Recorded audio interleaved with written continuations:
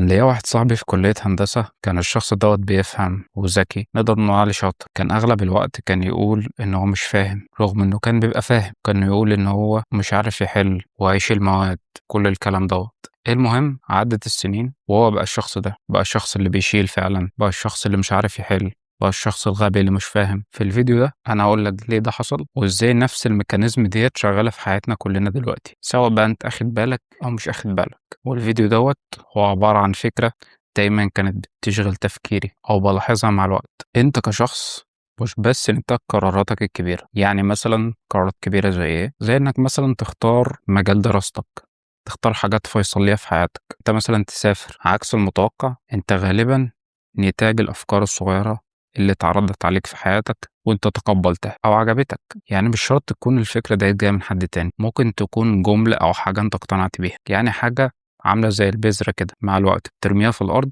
وبتكبر مع الوقت. وانا نفسي حسيت الموضوع ده، عشان كده انا عملت الفيديو ده النهارده، اللي هو انا شايف انا دلوقتي هو نتاج قرارات وافكار انا فكرت فيها قبل كده، سواء بقى حاجات انا تبنيتها، سواء افكار عجبتني، سواء حاجات اتعرضت عليا. بس كنت أنا الشخص الرئيسي اللي باقبل هل أسيبها والّا لأ. يعني مثلًا أنا في فكرة حد قالها، أنا اللي باختار يا إما أطنّش الكلام اللي يخش من هنا يطلع من هنا، أو إن أنا الفكرة تعجبني واستهواها كده وأفضل أفكّر فيها. من هنا أنت بتبتدي تبني أفكار وحاجات في الغالب هتكون جزء منّك بعدين. زميلنا في الهندسة دوّة ما كانش غبي، بس من كتر ما حَط نَفْسه في الmood وحَط نَفْسه كتر الكلام ده خلّاه يصدّقه، وبقى هو مش آخد باله بقى فعلًا الشخص ده. فمهم جدًا إن أنت تراقب الأفكار اللي بتتعرض عليك، أو الكلام، أو أي حاجة أنت بتستهلكها، حتى المحتوى اللي أنت بتتفرّج عليه. اختار المحتوى اللي أنت بتتفرّج عليه كويس. يعني الfor you page اللي أنت بتقعد تقلِّب عليها أو الtimeline بتاعك هو بيعبّر أنت مين. الفكرة ديّة مش كلام نفسي غرب، هي أصلًا موجودة في ديننا من زمان، ويمكن بصيغة أدق وأعمق. في حديث قدسي متفق عليه من البخاري ومسلم، رواه أبو هريرة رضي الله عنه، يقول فيه سبحانه وتعالى: أنا عند ظن عبدي بي وأنا معه إذا ذكرني. وفي رواية تانية أوضح عند ابن حبان: أنا عند ظن عبدي بي، إن ظن خيرًا فله وإن ظن شرًا فله. يعني ظنك أو الفكرة اللي أنت حاططها في دماغك هي دي اللي بتحدد اللي هيحصل لك بعدين. الحديث ده في أصله عن حسن الظن بالله، ودي أهم وأول تطبيقات. لكن نفس المبدأ إن ظنك ليه نتيجة حقيقية بتلحقك، يعني مبدأ عام في ديننا مش قاصر على علاقتك بربنا بس. وفي حديث برضه متفق عليه من البخاري ومسلم بيوضح الفكرة دي بشكل أوضح، عن السيدة عائشة رضي الله عنها أن النبي صلى الله عليه وسلم قال: لا يقولن أحدكم خبثت نفسي، ولكن ليقل لقست نفسي. يعني نهى إن الإنسان يوصف نفسه بوصف قاسي زي خبثت، جاية من الخبث، وبيعلمنا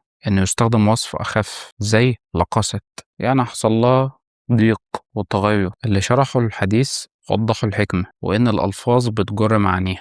يعني لما تعود لسانك على وصف معين أو عن السلبية، مع الوقت بتتلاقي الحزن داخلك وتتلاقي يبدأ يتمكن منك، فتبقى أنت الشخص ده. النبي عليه الصلاة والسلام كان بيربي أصحابه في إنهم يختاروا كلامهم حتى عن أنفسهم بعناية شديدة، لأن عارف إن اللسان مش بس بيوصف الواقع، هو بيصنعه كمان. زميلنا دوت كان بيعمل حاجة أخطر من سوء الظن، وكان بيكرره بلسانه كل فترة، وكل مرة كان بيقول كده كان بيثبت الموضوع عنده. يعني النبي عليه الصلاة والسلام علمنا إن إحنا نتجنب الوصف القاسي حتى في لحظات الضيق اللي هي بتيجي وتروح. فما بالك بقى لما تفضل تكررها وتزيدها وتعيدها، وقتها بقى اللسان بيصنع المعنى والمعنى بيتحول لواقع. فالموضوع مش قاصر على التوقع بس، زي ما قلت أي فكرة بتتعرض عليك وبتعجبك أو بتخش دماغك في الغالب هتبقى جزء منك حتى لو بدون وعي. يعني مثلا سمعت رأي عجبك عن نفسك أو عن نوع معين من الناس، في احتمال كبير إنك تبنيت الفكرة دي وبقيت بتتصرف على أساسها، حتى ممكن من غير ما تراجعها، ما هي عجبتك في الأساس. أو يا سلام بقى لو جت في وقت مناسب كنت أنت مش مركز فيه. فكل مرة الفكرة دي بيجيلك أو بتتعرض عليك، في الغالب هي بتبقى جزء منك. يعني كم مرة سمعت حاجة كذا مرة وفضلت ترددها بشكل غير واعي، يعني فجأة كده لقيت نفسك بترددها وانت في الأساس مش هترددها إلا إذا كانت عجبتك في الأول فرددتها، فبقيت بترددها وانت مش واعي. لذلك حضور القلب في الدعاء والحفظ في ديننا مهم جدا. يعني مثلا حفظك للقرآن أو ترديدك للقرآن، لو أنت قلبك كان حاضر وقتها هتيجي تبص إن أنت بعدين بتلاقي نفسك بتقرأ القرآن كده بلا وعي. في مثال شُفته فيديو عجبني أوي، كان لواحد بيقول لمّا تتعوّد إن أنت تصلّي ال5 فروض. الفيديو فكرته عن إيه، إن هو بيروح يغسل وشه تلاقي نَفْسه اتوضّى بالغلط. أتمنى الفكرة تكون وضحت أكتر. برضه التكرار عامل كبير في الموضوع ده، فتخيل تكرار مع حضور قلب مع تركيز والحاجة تعجبك. شوف بقى أنت كده عملت كومبو خطير. عشان كده الكومبو الخطير دوّة أنت ممكن تخلّيه في صالحك، يعني نفس الحاجة اللي ممكن تضرك هي اللي ممكن تنفعك. وده إزاي؟ أول حاجة راقب الجمل اللي أنت بتقولها لنفسك، ممكن حاجات بشكل تلقائي أنت فعلًا ممكن ما تبقاش عاجباك أو ما أنتاش حاببها أو حاسسها أو مش مقتنع بيها، اللي مثلًا يقول أنا مش باحب القراية، أنا مش منظم، أنا كده من زمان، وكلام كده سلبي كتير، اللي إحنا بقينا متعودين عليه كتير الفترة دي، اللي في الغالب على فكرة أغلبها ممكن يكون غلط. فأنت هنا مش بتاخد إلا سلبياتها بس، ودايمًا راقب الأفكار واعرف هي جات منين. هل هي حاجة أنت مريت بيها ومتأكد من مصدرها، والّا فكرة سمعتها من برّه، والّا حد كان بيقول جملة وخلاص، والّا حد بيقول رأيه فيك مثلًا يعني، والّا حد بيقول رأيه في حاجة أنت بتعملها؟ لإن مهم جدًا إنك تكون عارف قيمة نفسك وقيمة الحاجة اللي أنت بتقدمها. عشان مثلًا لو حد جه قال لك إيه، لا الحاجة دي وحشة، لأ أنت عارف إن هي حلوة حتى لو بالقدر الكافي اللي يرضيك أنت. جميل؟ وده لوحده كافي ومهم جدًا. وفي نفس الوقت يكون عندك تقبُّل للآراء، اللي هو مش أي حاجة تيجي لك تقوم شاربها، زي ما تبقاش عامل زي السفنجة، أي حاجة تيجي لك، أي فكرة، أي حاجة تقوم داخلة دماغك. في حاجات ما تستدعيش إن أنت تخش هنا أصلًا. النقطة اللي بعد كده مهمة جدًا، عيد صياغة الأفكار والكلام. يعني بدل ما تحاول تتجاهلها، لإن في الغالب التجاهل في الحاجات اللي زي دي مع وسوسة الشيطان مش هتسيبك، حاول تخلّيها تعيد صياغتها. يعني أحيانًا معظم الحاجات إحنا بنشوفها صعبة عشان بناخدها زي ما هي، بمعنى أصح استبسطها، خلّيها بسيطة. يعني بدل مش فاهم قُلنا لسه مش فاهم، ولو مش فاهم بالقدر الكافي، قُل أنا مش فاهم بالقدر الكافي، لكن ما تقولش أنا مش فاهم خالص. أنا أقصد هنا تغيير العبارات لحاجات إيجابية مش سلبية، أو قُل مثلًا محتاج أشرحها لنفسي بطريقة تانية لو حاجة مش فاهمها. رابع وأهم نقطة، اختار بعناية اللي بيحط توقع عليك. النبي عليه الصلاة والسلام أمرنا نحسن الظن بالناس المؤمنين، لأن التوقع الناس اللي حواليك بيأثر على أدائك حتى لو حد ما قالش حاجة صريحة. دايمًا حاول تحيط نفسك أو يكون حواليك اللي يشجعوك أو اللي على الأقل ما يحبطكش.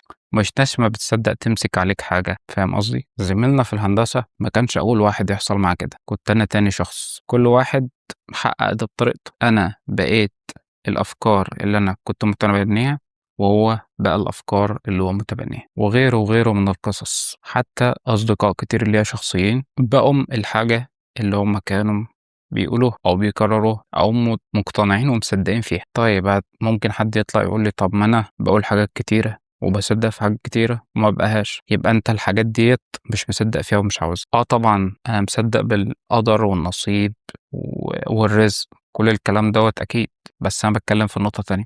أنا باتكلّم إن الحاجة اللي أنت مصدّقها لو مصدّقها فعلًا تسعى لها، على الأقل حتى لو ما خدتهاش هتاخد منها جزء بسيط اللي ربنا كاتبه لك طبعًا. إنّما مستحيل تحُط مجهود في حاجة وربنا ما يكرمكش، مستحيل ما تاخدش قصاد جهدك. طبعًا إحنا بنتكلم في الحالات العادية الدنيوية. الموضوع عامل زي أنت بتفضل تبدأ من البداية وتلاقي نفسك حبست نفسك بالكلام السلبي، والموضوع على فكرة بيحصل تدريجي. أنت يمكن ما بتحسش بيه في البداية، بس مع الوقت تفضل تنزل، تنزل، تنزل.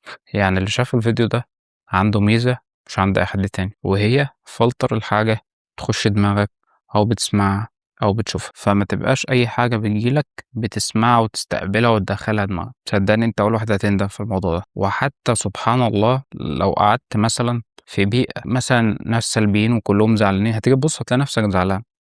إحنا حتى عندنا مثل بيقول من جاور السعيد يسعد، وده طبيعي. أصل مش معقول مثلًا إن أنت تبقى شخص قاعد وسط ناس عمّالة تضحك وأنت مش هتضحك وسطهم. حتى لو أنت ما ضحكتش وسطهم هتلاقي نفسك من جواك حاسس إن أنت مبسوط، حتى لو أنت مش قادر تطلّع ده. فأي فكرة تتعرض عليك فلترها وشوف هي مناسبة ليك ولقيمك ولدينك والّا لأ، وعلى أساسه تشوف هل هي هتفضل هنا، هل هتشكّلها بحيث تتناسب معاك، هل هتبتدي تنفذها زي ما هي. لإن أنت عبارة عن أفكار، أنت عبارة عن الحاجات اللي أنت بتسمعها وبتعجبك. الموضوع دوّة فضل فترة كبيرة شاغل تفكيري، وهو اللي خلّاني أعمل الفيديو ده، وفعلًا هو حقيقي 100%. أصل يعني أنا عايز أسألك سؤال، يعني أنت لو ما بقتش أفكارك والحاجات اللي هي بتعجبك هتبقى إيه؟ اللي اختار إن هو مثلًا يدرس حاجة معينة، واللي اختار ما يدرسش ويريح دماغه.